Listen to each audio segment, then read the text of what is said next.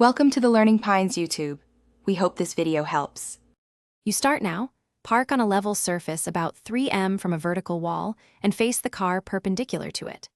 Once done, set tire pressure to spec and ensure normal vehicle load so angles are realistic. Make 2 vertical tape marks for each headlight center on the wall, then mark a center line. Turn on low beams and cover one lamp when adjusting the other.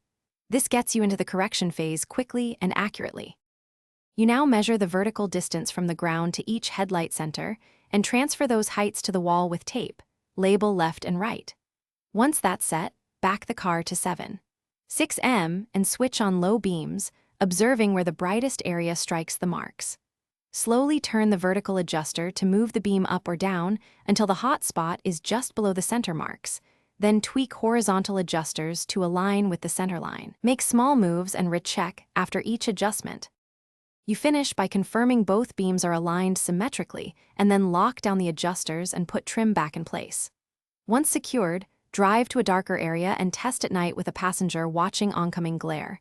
Make tiny adjustments, 1/8 turn increments until safe. If alignment drifts after driving, double-check headlight mount integrity and suspension ride height. Troubleshooting tip: if a beam doesn't respond to adjusters,